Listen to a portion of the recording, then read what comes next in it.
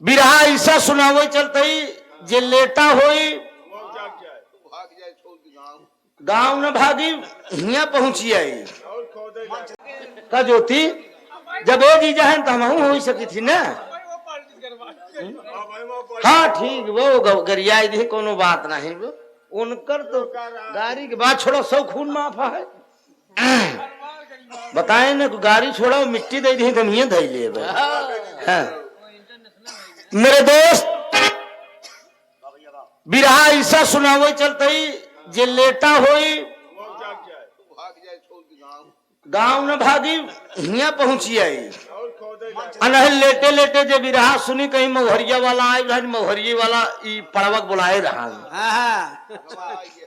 हमरे बिरहा का शीर्षक है शमशेर भाई का जानता एक दुल्हीन दुल्हीन एक बा सुरेश लेकिन दुल्हा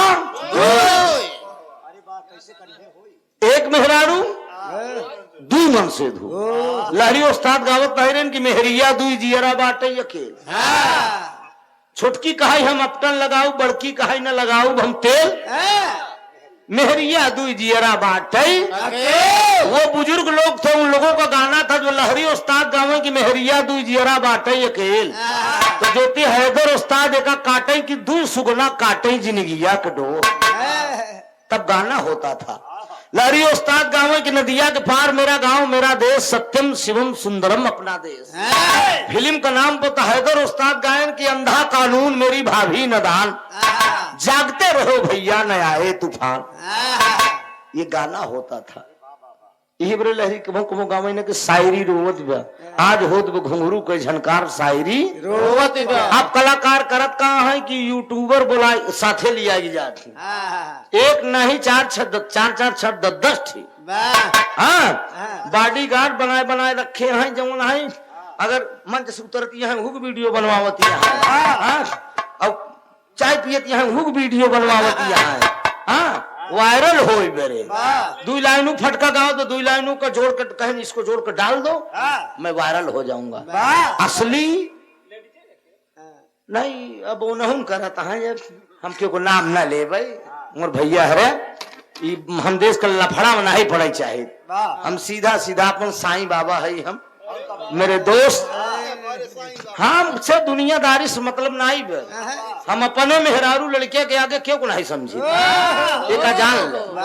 हाँ ये धरती पे चाहे जे विश्व सुंदरा हो हाँ हम सब शमशेर भैया हम अपन लड़का अपन अरे वो तो बात अलग है यार जो है राधा रुक्मणी तो रहबे कर रही थी माँ दूर आई है अब मार साहब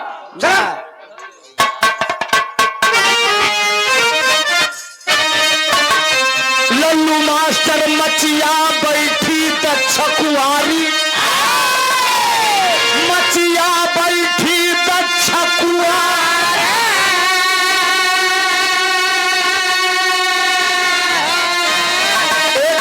हर का कही अरे का कही भाई शमशेर लई के बाहर को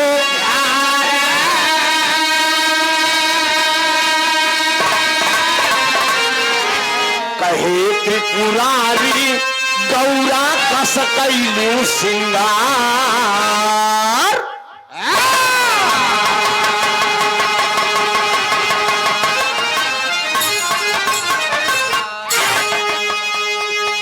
ज्योति कान बाढ़ हुआ अपन अब 1.5 घंटा का हम खड़ा हो गए हाँ नहीं वो कापन उसे ढाक कान पगलौ जड़ात बा देखा ठंडी काने नूने से ज्यादा लागा था।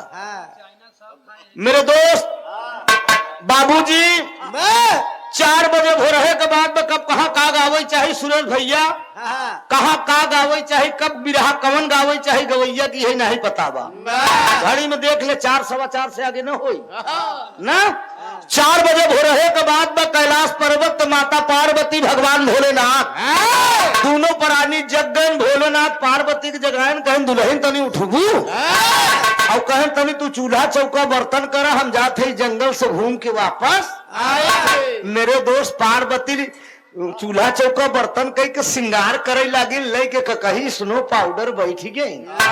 भगवान भोलेनाथ चलावत रहे, जब देखे तो कहे अरे बाप रे। शमशेर भैया एक बात और जान ले, मेहरारू श्रृंगार करे।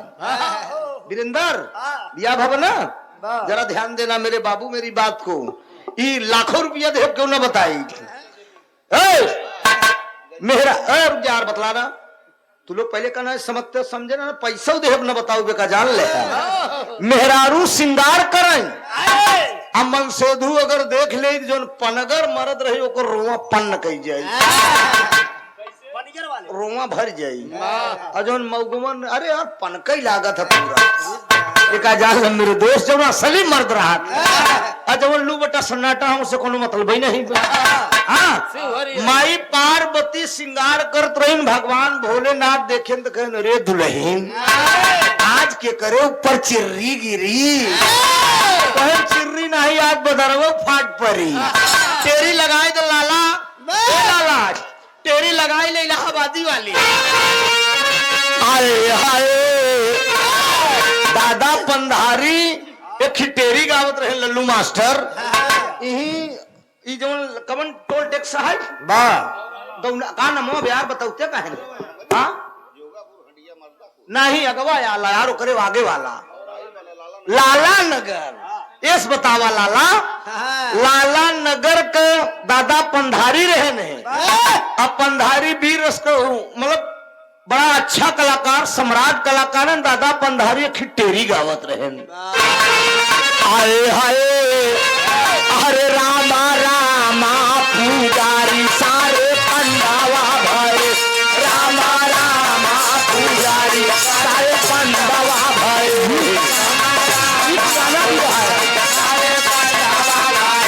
शिवजी लिंग पूजावई ना हो, शिवजी लिंग पूजावई ना हो, शिवजी लिंग पूजावई, शिवजी लिंग पूजावई विष्णु आपन अंडावा पुजारी सारे पंडावा भरे।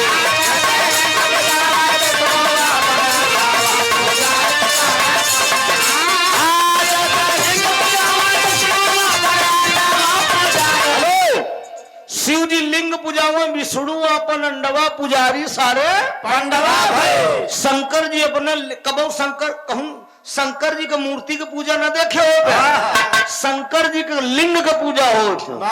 शंकर जी लिंग पूजा है विष्णु अपन अंडा जब शालीग्राम हरण चनामृत में बोरा जाती।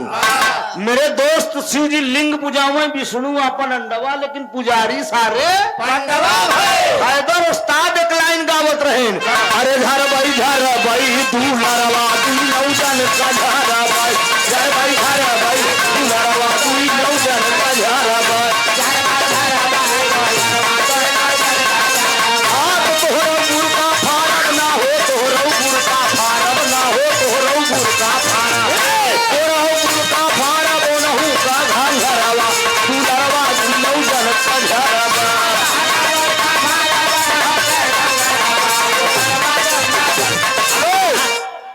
तोहरो बुरका फारब नहु का घंघरवा लेकिन दुलरवा दुई नौ मेरे दोस्त एकर भाव आप लोग समझ लो। बुरका मतलब पाकिस्तान, घंघरा मतलब अब मैटर फंस गया बात।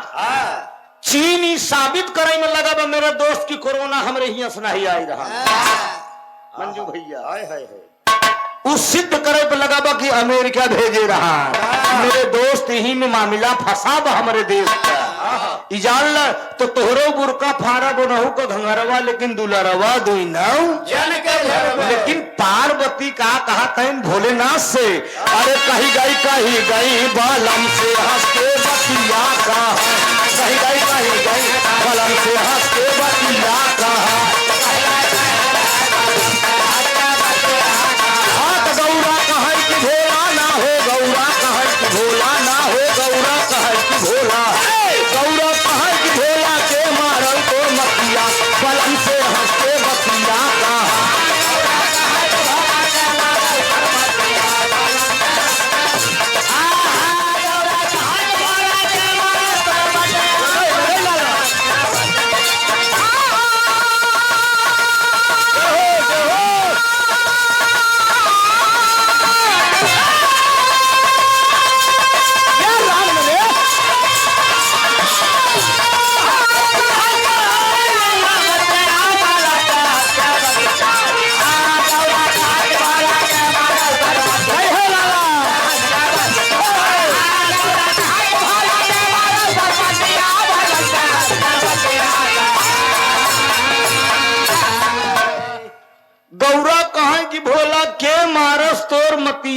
मन से हंस के बतिया कहे कहलिन गौरा सुनिला भोला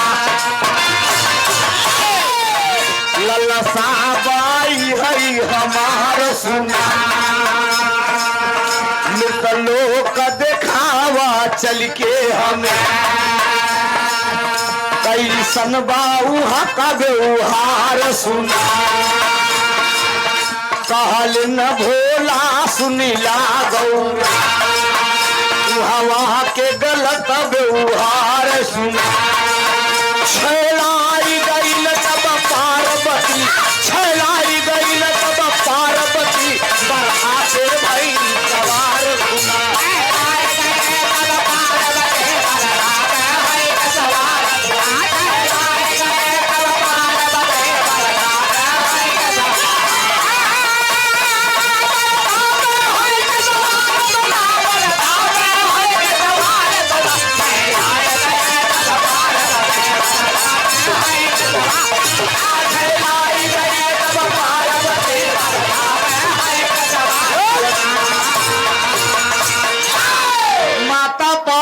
कहीं हम जान दे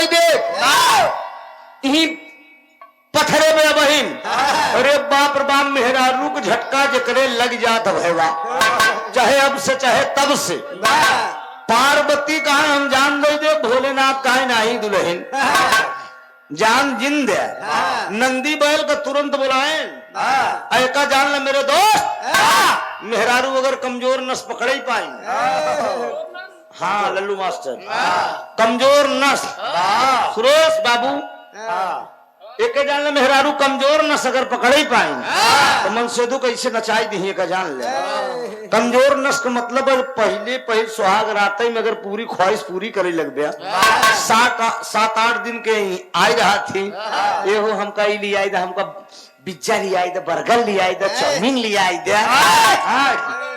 वगैरह कोको कोला लिया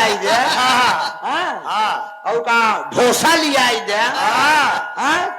लिया जब खियावे लगबे तो कहीं हमार सैया बहुत बढ़िया यहाँ यही कमजोर नस शमशेर भाई का जान ले फिर जहाँ चाहिए हुई नचाई दे भगवान भोलेनाथ कल लगा 440 बोल के करंट नंदी बैल का तुरंत बुलाए पार्वती कहन हमका मृतलोक लिया चला हम सुने हैं कि तू देवों में महादेव है लेकिन तू मनई से हार जा था अरे कहन दुल्हनी के कहा कि हम हार जाई थी नंदी बैल का तुरंत बुलाए और देखा भगवान भोलेनाथ करत का है आपका मनसेधु और पहले के मनसेधु में कितना फर्क है मर्दन में पहले का मर्द भगवान भोलेनाथ नंदी बैल पे माता पार्वती के बैठाई देन आगे आय अपना बैठ गए पीछे आय आपका मर्द क्या करता है का भैया अपना बैठना थी दुई पहिया पे आगे मेहरारू बैठा थी पीछे मेरे दोस्त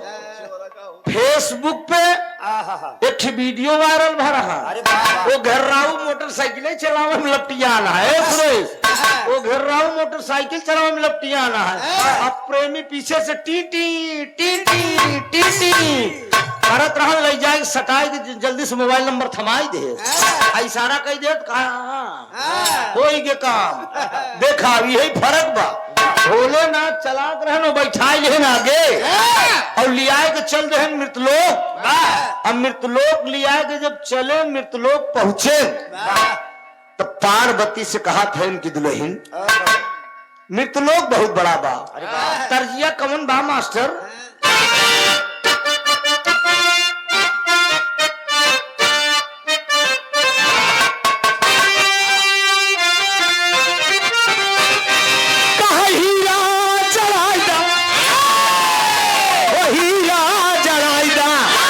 हमार पाई बना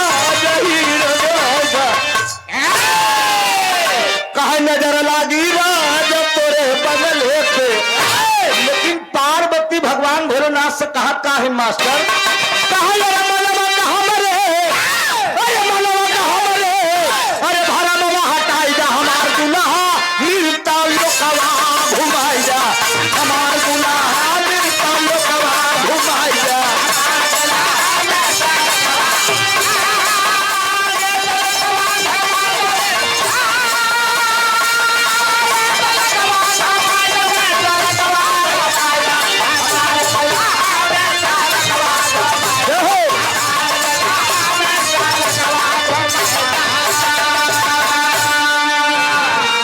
कौन लोकवा में बहम के बतावा और चल के दिखावा न देरी लगावा।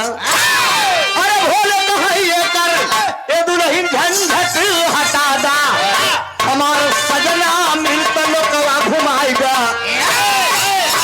भगवान भोलेनाथ मृतलोक में लियाए के आए कहीं कुल का नजारा एक जगह हम दिखाई देत है कहीं का नजारा देखोगे कहीं सामने जवन 2 तल्ला का मकान बा और तू ये पेड़ महुआ के पेड़े पर सुगनी बन के बैठ जाए जवन 2 तल्ला का मकान बा ये 4 गांव को माना जाना चौधरी लालचंद पाड़े का मकान है। कहीं लालचंद पाड़े कहे इनका गांव से पुकैया पुकैया कहा कहीं नहीं बात कहीं नहीं चौधरी वाली पार्टी जाते कहीं नहीं लालचंद वर्जनल नाम बा जैसे पंचायत में बुलावे खोद तक कहा जा पुकैया चौधरी को बुलाएंगे मेरे दोस्त तो कहें तब कहा मतलब बाटे तो का चौधरी हरन से कहें सुना देवी तू सुगनी बन की ही डारी पे बैठी रहा और चौधराई न कल है और चौधरी लालचंद पाड़े और पुकैया स्नान करेगा समझा पोखरा में स्नान करेगा चौधराई न कल बाटीन गाजीपुर वाला ननका बेलना ले दुल्हन रोटी बेले जाती बे और गाये जाती बे मास्टर कहा गावत बे हाय हाय अरे कोई झरना अरे कोई झरना कोई झरना कोई झरना कोई झरना अरे कोई झरना बतावई महाराज वनवा पे आई चले कोई झरना बतावई महाराज वनवा पे आई चले।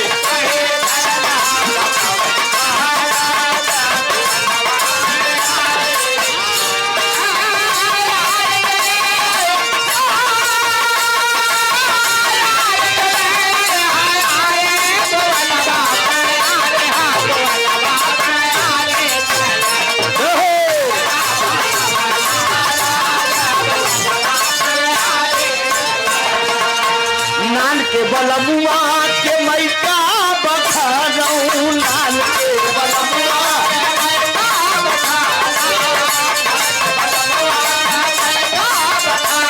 अरे लाल के बलमुआ अरे लाल के बलमुआ के मैका बखानऊ जवन दिया नहीं निशाने कोई जाई हो वनवा पे आई चले। बहुत अच्छे बुला भैया बहुत अच्छे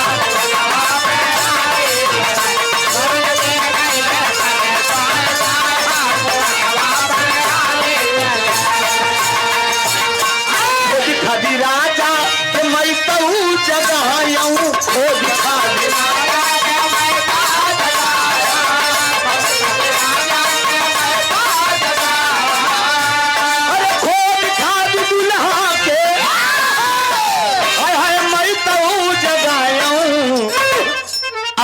मोरे फुफुनी तरन लुरी आई हो लेकिन कुआनवा पे आई चले।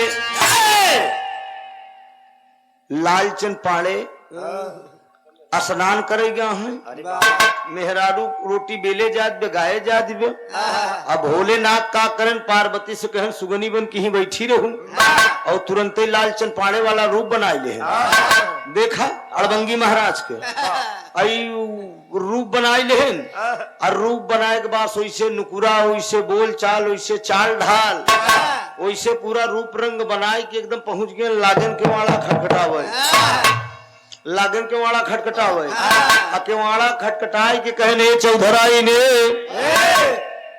केवाड़ा जल्दी से खोला कच्ची पक्की रोटी बना के जल्दी से दे हम कहे पंचायत में जाए के बा चौधराइन सोचत है कि बतावा बहने ते गभई बहन है अब कितना जल्दी नहायन भगवान कितना जल्दी आई गए कहे अरे कलुआ के अम्मा हम तोर चौधरी है किवाड़ा खोल दीन चौधराइन मेरे दोस्त बाबूजी जब किवाड़ा खोल दीन तो लालचंद पाड़े को रूप धरे रहबई बहन बउराहू जाए के बैठ गए अब धीरे धीरे दुल्हन बनाए जाते हैं धीरे धीरे वो खाए जाते हैं। अब कुछ देरी के बाद जब ना सिला मन से धू रहा लालचंद पाड़े उर्फ पुकई ओ फाट पड़े, समझे? ओ फाट पड़े रहना सथवा में, हाँ? सथवा में रहे। सथवई में रहे तो का पता ही नहीं, रात तक हम इनमें बताऊबे नहीं भे। मेन वाली बत्ती नहीं। हाँ हम जान के नहीं बतावत रहे, हमके सब जान जाबे पार्टी में का मतलब है मेरे दोस्त। लेकिन आज राज खोले पड़ा कवि जी के भतीजे के बराते में। अब घर के बारात में हो तो खोलबो न करे हाँ? समझ बात रही। बाबूजी हाँ केवाड़ा बंद बा, भोलेनाथ और चौधराइन बनमत है। भोलेनाथ धीरे धीरे मस्के जात है। इतने पे वो धोती गार के लालचंद पाड़े केवाड़ा खटखटावत है ने चौधराइन ने अच्छी पक्की रोटी जल्दी बनाई के दा हम एक ही पंचायत में जाबाई। चौधराइन घरे में से बोलती है कि जे के वहाँ खड़ा रहा अब हमारे अपने।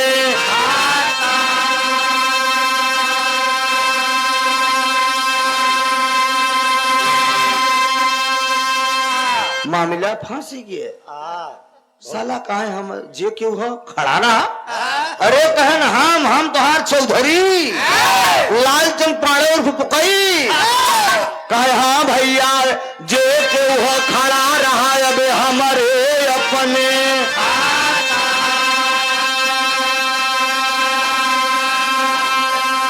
मामला फंस के साला कहे हमारे अपने कौन मत जंगला से झाँक के जब लालचंद पाड़े देखे न तब भोलेनाथ इस बैठा रहे जना कोहबर में मुंह जुठा रहा वही कहन हो लगत हमार सारा।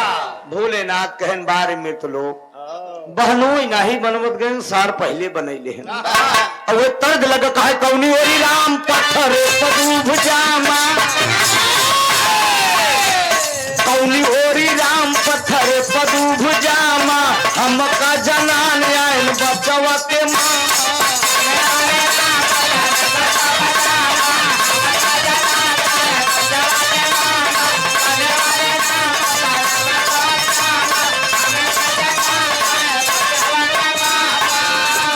कौनी ओरी राम पत्थर पदूभ जामा हमका जनान आयल बचवा के मामा। अरे हो मोरी सावर सावर सावर गोरिया भोजन बनाला चाटकार। अरे हो मोरी सावर गोरिया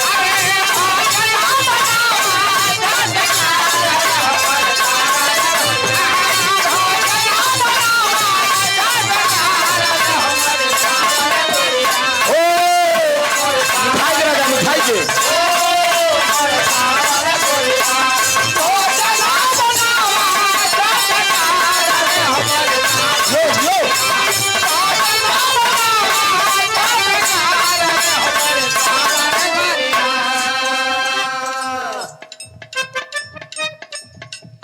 इलाहाबाद की धरती से का नाम बताया बाबू जी? राम सिंह पटेल जी बाबू की तरफ से ही 50 रुपया का पुरस्कार भाई बिरहा पे। और कहा था उनके बेटवा बड़ा पुरान बिरहा सुनाया, यही सब बिरहा अब सुने के नहीं मिलत बा। दातार सुखी रखे बाबू। 50 वाली नोट के अभी तनिक कम आई दे। बैठा रहा बैठ जाए बाबू हरे कहूँ बैठा जब कौनो अच्छा लागी तो वो 50 बोलवाई दे। कहा है छुट्टी पर्दा खर न हो मुन्ना राजा।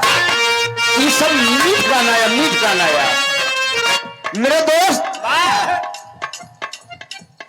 चौधरी सोचत है कि हमार सार आई है भाई बहन बतलात है ना बहन निकलबई करी यही चौधरी सोचत है। तब जब घंटा 2 घंटा बीत गया ए मुन्ना राजा अब रहबे एक लाइन और ही गवाई लेकिन अब हमको वार्ता कराई दे। हम बताओ हड़बड़ाया ना हम गाय दे तो बस तू धई दे हमरी बाबूजी। हर घंटा 2 घंटा जब बीत गया तो लालचंद पाड़े सोचे थे कि कैसा सारा है साहब 2 घंटा से अंदर अपनी बहन के साथ घुसुआ बा निकलते ही नहीं बाटे। हम कहे कि पंचायत में जाएगी बा। और जब किवाड़ा खोले लालचंद पाड़े तो सामने भोलेनाथ लालचंद पाड़े के रूप में बैठा है। तो लालचंद पाड़े भोलेनाथ को देख के कहन आप कौन? तो भोलेनाथ कहता है कि पहले तुम बताओ कि आप कौन? लालचंद पाड़े कहे हमार मेहरारू हमार घर। भोलेनाथ शमशेर भाई कहा था कि पहले से हम बैठे रहे तय, तो जब हम पहले रहे तो हमार मेहरारू हमार घर। अब दोनों मन सेधु में मामला फंस के चौधराइन देखत है ने कई रूप को दोनों मन सेधु तो हो कब गेहुआ ये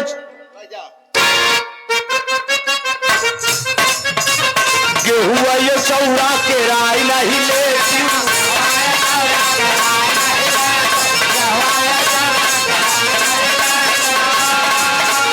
गेहुआ ये चौरा के राय नहीं ले की दुल्हा बेराय नहीं ले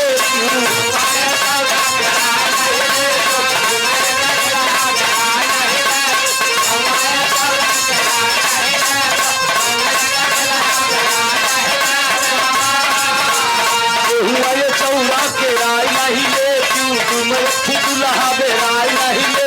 अरे हो मोरी सावर सावर सावर गोरिया भोजन बजावा चटकार। अरे हो मोरी सावर गोरिया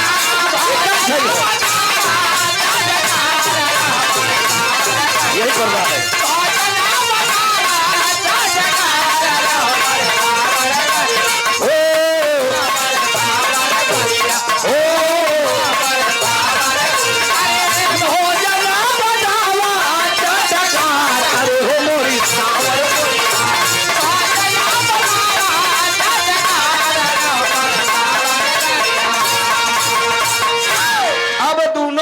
खींची खींचा शुरू हो गया।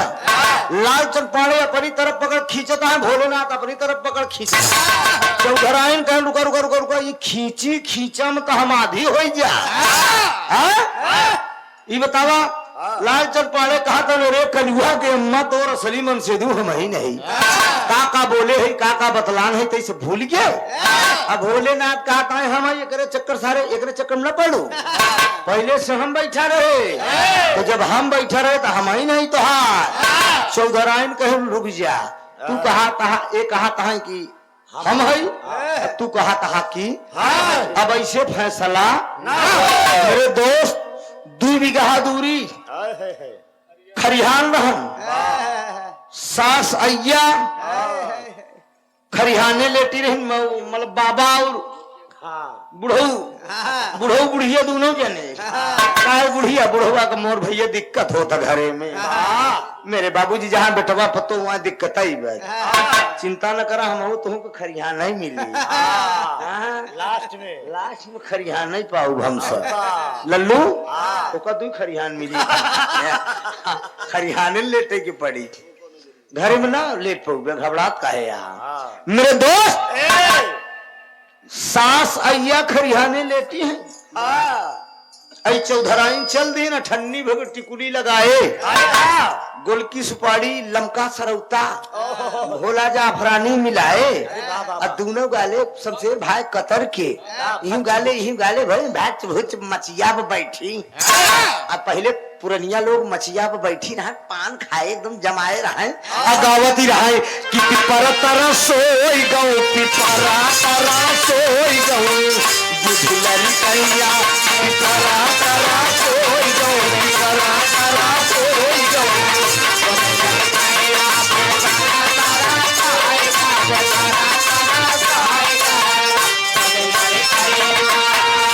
आवैसी पहिया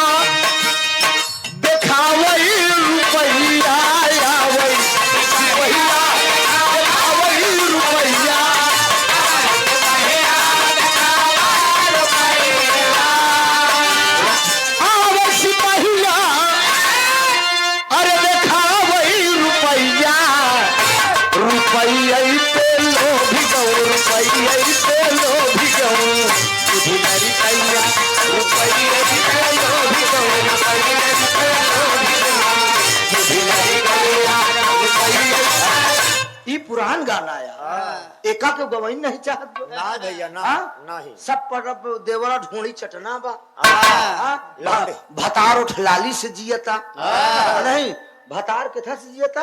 अरे मतलब कोको कोला पियत बा देवर उठ लाली से जियत बा। हाँ हरनवई धई धई दावत बतावा ई सब होत बया। हाँ अब बोले अरे दादा दुखी राम गावत रहन कि कहताऊं होई ही सड़क पे।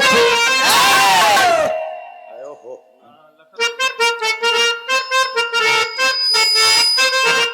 ला भैया नहीं हम जवन दे यो का बजावा। हाँ कहताऊं होई ही सड़क पे ए लल्लू कहताऊं होई ही सड़क पे। अरे लाखताऊं होई कहताऊं होई सड़क पे। लाखता होई कहताऊं होई सड़क पे।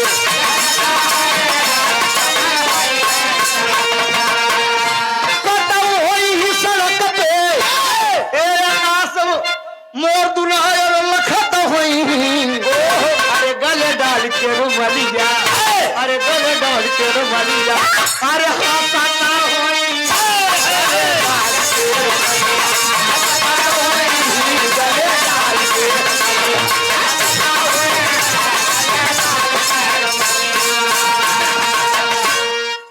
ई लाइन पुराना सास ये बैठी है चौधराइन पहुंच गई। कहीं अम्मा सही सही बताऊ तोरे कई बेटवा हैं।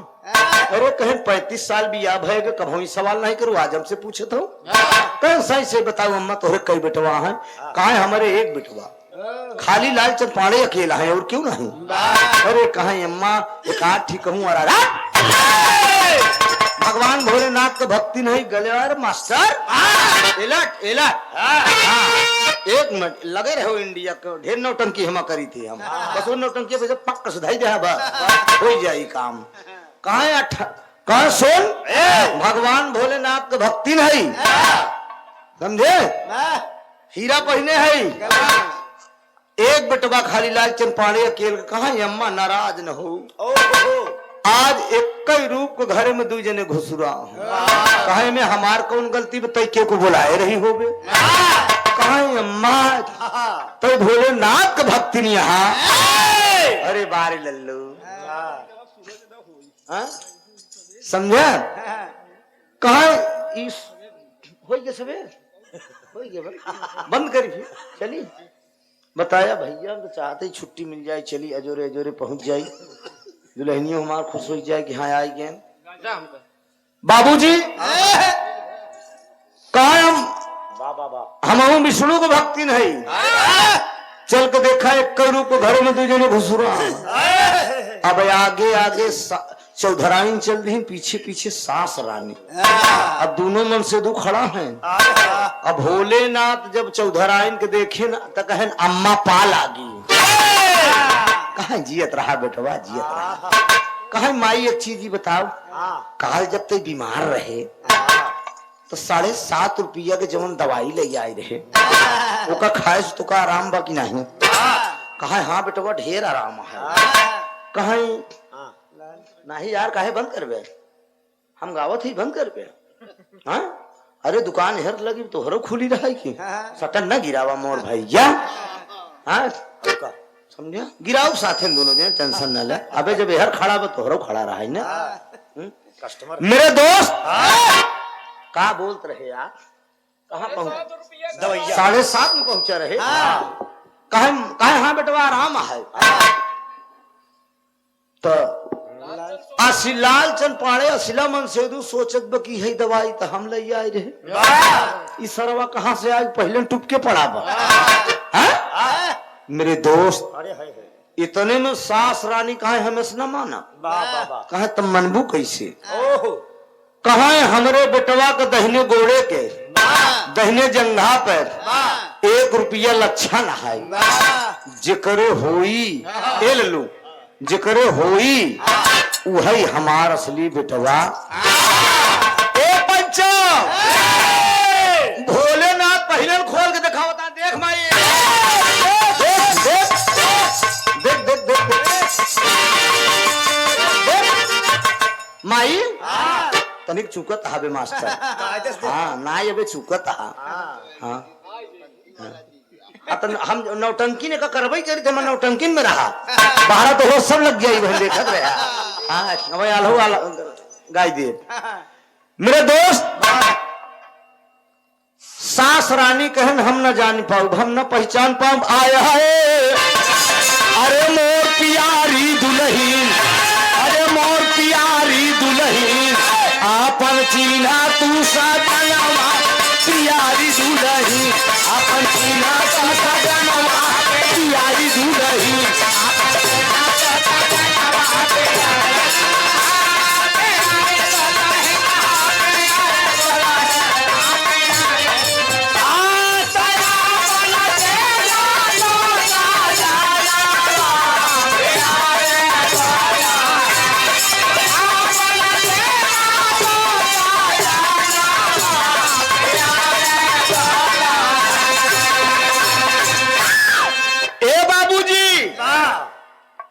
चौधराइन कहिन दुल्हन हम पहचान नहीं पावत है, तोहार असली मन से धुएमा कवना। बाबूजी सास ये चली गई खरिहाने, दुल्हन सोचता कि दिन तो बीत जात में मास्टर, लेकिन रात कैसे बीती, पेट में जाई चारा कई खुरा बात करी। बाबूजी खाना पीना बनाए, खाना पीना खियाए दोनों मन से धूक, और खियाए के बाद खिबेड़ा उठाए, बगली में घुसौली वाला कमरा रहा, लई गई हूँ घुसौली वाले कमरा में, बंद करे।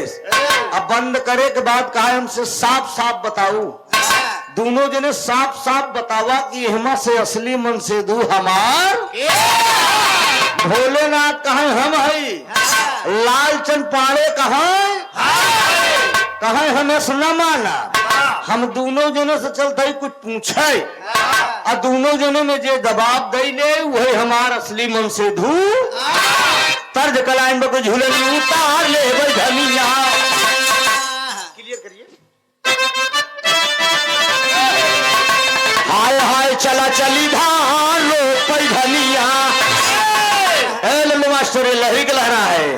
हाय हाय हाय कहे झूलनी उतार ले भाई धनिया, कहे कुआं ना पे भाई पानिया, झूलनी उतार ले भाई धनिया, कुआं ना पे भाई पानिया।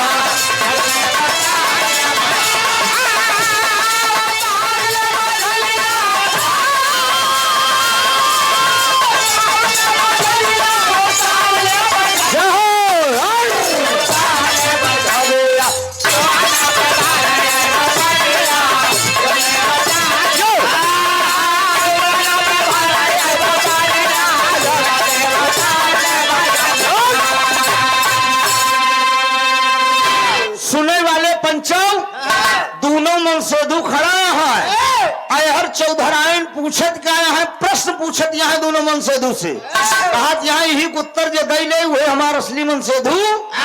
कहा वही मोर दुल्हा कहाई, अरे वही मोर दुल्हा कहाई, हमारे गवन का बात के बताई, वही मोर दुल्हा कहाई, गवन का बात के बताई।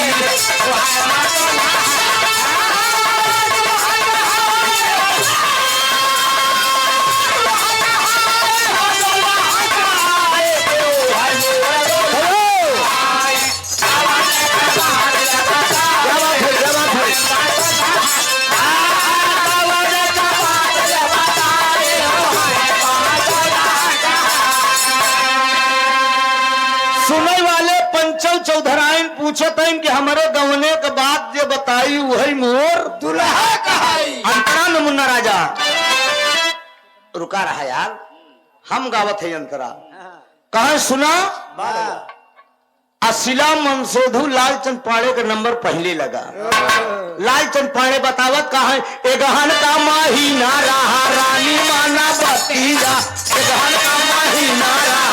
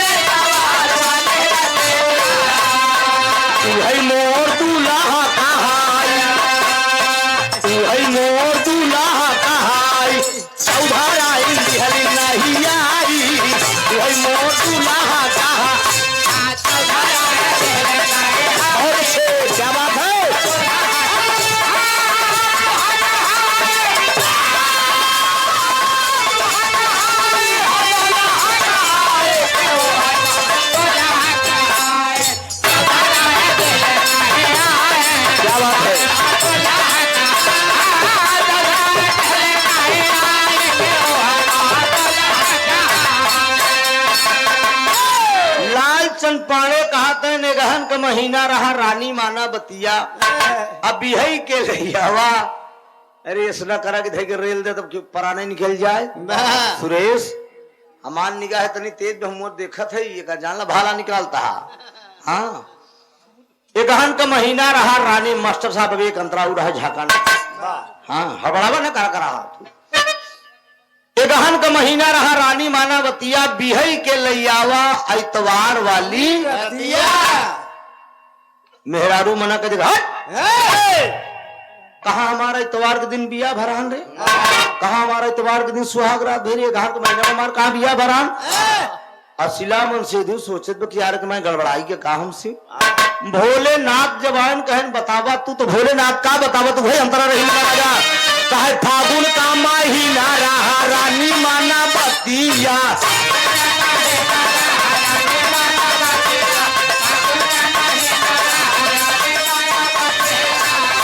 अरे बिहई के लैयावा बिहई के लैयावा सुनवार वाली रतिया।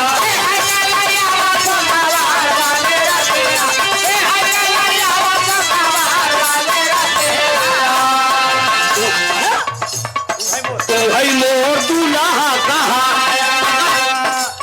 हम जैसे भाई वैसे मजा तू है मोर दूल्हा कहाई चौधाराई बिहलनी सताई तू है मोर दूल्हा कहाई चौधाराई बिहलनी सताई।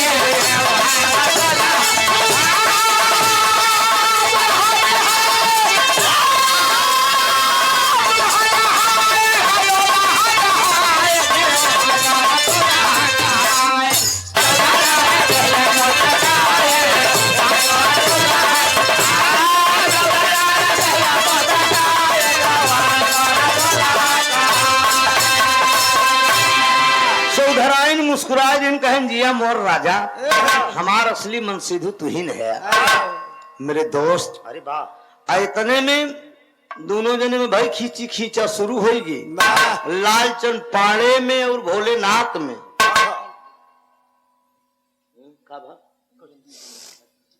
खत्म कर दी तुरंत। अरे 2 मिनट खत्म कर दे हल्ला या खत्म भागी ये सब तो बताया करे चाबी हमरे लगे बा। दोनों मन से धूम पटकी पटका शुरू हो गया। चौधराइन कहे रुक जा बिना खाड़े के जंग शुरू करे है गई फिर खरिहाने में दिन सास रानी से कहा 5 गांव से 5 चौधरी बुलाए तो खान साहेब पटेल जी दुबे जी ठाकुर साहेब एक जग्गू यादव रहे उन्हों को पकड़ कर ले जाए छोड़ा सारे कावे डाले जग्गू का 100 मुठ भाई चरावत रहे चरैनी चूहड़ी गावत रहे।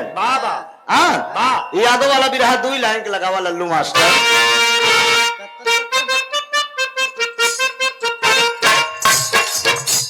कत्तर कत्तर कौआ बोले कत्तरी सो राम जी का बगिया सीता के फूल तोड़ तोड़ में मुआ पठावे ससुर अरे तोड़ तोड़ में मुआ पठावे ससुर जी खाई ले बिटिया रो जमातारी।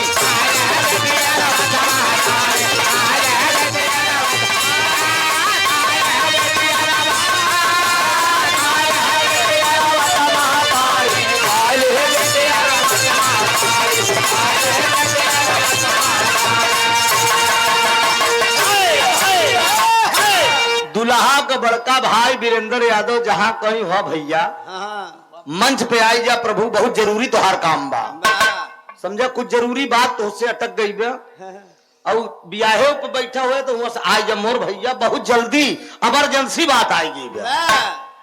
हाँ अच्छा आ जा मोर राजा जल्दी आवा आवा ऐसे मंच के पीछे आवा बस चुप्पे से बतलाई लेके जान न पावे मेरे दोस्त कहे लईली लसुरी झमकई दुवरी भैंसी कबोर दिन एक शेर दुधवा सवाल से एक शेर दुधवा सवाल से पानी लई गे बदरिया में चनैनी चूहड़ी हो जग्गू दादा आई गे बगिया में पंचायत बटूरी गे। हाँ एक तरफ 5 पंचून कर ले के गए कहे सुना 10 हाथ जो चौड़ा कुआं बे एक तरफ दुल्हन खड़ी कह दे तो दुल्हा पंचायत में चल के यही कह दे कि जे दुल्हनी का हाथ पकड़ ले वो असली है, जे ना पकड़ पाई समझाऊ।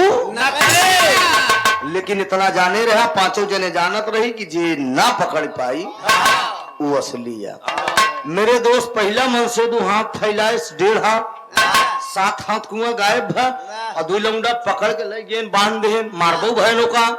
अब भोलेनाथ का नंबर आए जब फैलावे तो देवी चौधराइन फैलाइन 1.5 हाथ, भोलेनाथ फैलावत 8.5 हाथ अकेले ठेल दे। जग्गू दादा कहा फैसला हो ये मारा ही 10-20 फैट जब हाथ पकड़े भोलेनाथ का यार हाथ पकड़े तुम तो कहा कि हाथ पकड़ा लाई जा मेहरारू। हाँ हाथ पकड़े तो मरबा का है। माता पार्वती तुरंत आई गई महफिल में कहा हमारे सैया के जिन मारा प्रभु हरे काहे न मारे जगुआ आंख दाबी कहा जब मेहरारू देखे तो कहा दुल्हन चली आवा यार चुप्पे से पैसा निकाल फालतू जब बंद करते ही चलक तुरंत। मेरे दोस्त आप कुछ ना हो काम कही दे अरे यार दुनिया का ध्यान रखें। अरे का करी यही कहाँ काहे ना गाई दे 20,000 दे गाऊ कहे ना धंधा कौन है तुरंत सट्टा नोट करी लिखारी डायरी 5,000 डाल दे बैलेंस 15,000 आए दे दे गाऊ तो तुरंत। अरे मोर भाई एक धोती और कुर्सी बदलनी पड़ी और ए बाबूजी मैं हाँ और का भैया धंधा ही है या अब इस लड़के बच्चा खा जिए तो है और का हमारे सरकारी नौकरी है कहो मेरे बाबूजी और का कर बया आज फैसला हो कि माई पार्वती आई के दिखाए हाय हाय अरे मोरी भी रही गुजरिया बढ़ाई के दे हाँ बनाई अरे मोरी भी रही गुजरिया कहता कतानी भारी के ना जालिया अरे मोरी भी रही गुजरिया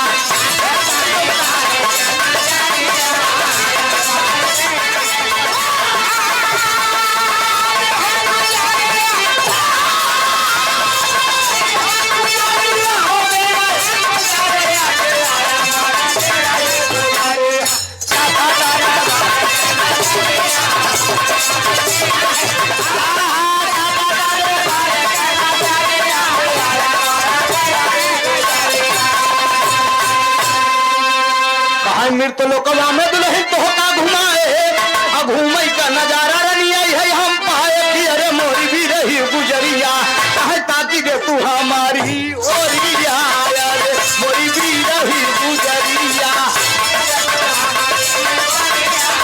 हेलो माई पार्वती भगवान भोलेनाथ के जब पूरा पंचायत करे वाले जब जान गए कि माई पार्वती है भगवान भोलेनाथ वरदान दे के जब दोनों परानी जाए लगे तो कहे हाय हाय अरे हंसी खुशी से तू न परा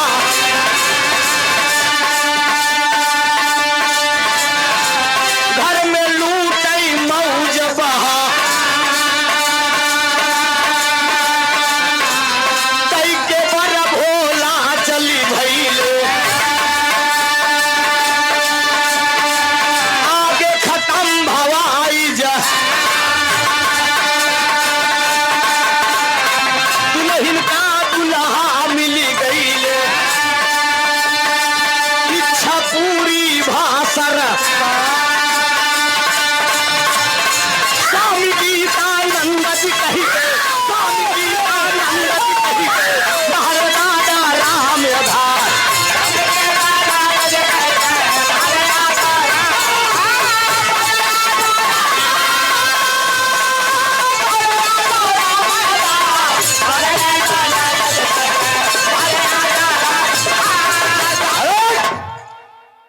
भगवान भोलेनाथ माता पार्वती कैलाश पर्वत पर चल दिए वरदान दे दिए। भोलेनाथ बोले आज से आप लोग मेरा नाम लेकर जहां पंचायत करेंगे वो पंचायत सफल होगा। 5 ही पंचून की मान होती है जहां पंचू ही परमेश्वर। रुका यार पंचायत कितनों बड़ी रहा है लेकिन 5 ही पंचून की मान होगी। गाने का शीर्षक था एक दुल्हन 2 दुल्हा। स्वामी जी आनंद आनंद भय भूल दिए पुतारी रामधार हैदर ली गईले स्वर्ग। अरे बड़ा से हंस के बतिया कहे त्रिभुवन नाक लागल जुगनू से पीर किया बलम से हंस के बतिया कहे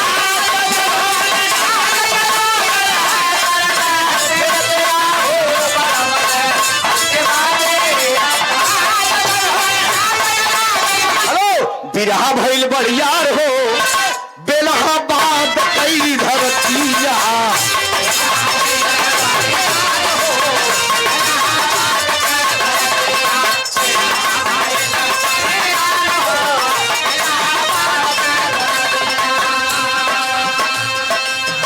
आप सब भैयन कर रही बलिहारी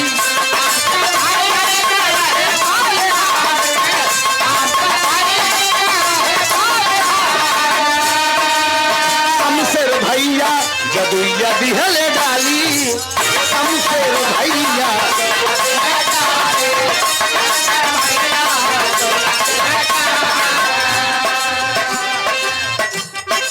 फिर हुई है फिर हुई है फिर हुई है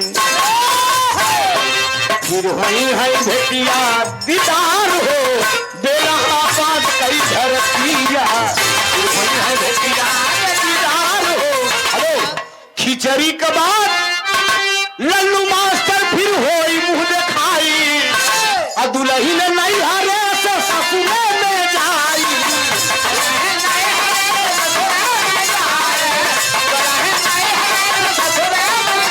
अरे गौवा का देख है नारी हो गौवा का देख है नारी हो फतुहा कई धरतिया गौवा का देख है हो फतुहा कई धरतिया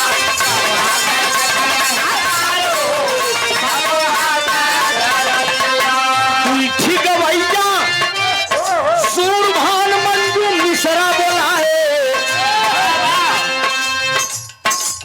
त्रिभुवन आप सबका भाई ज्योति यादव प्रतापगढ़ से आए विरायब गायन धुआंधार हो अरे विरायब गायन धुआंधार हो बेलहा बात कई धरतिया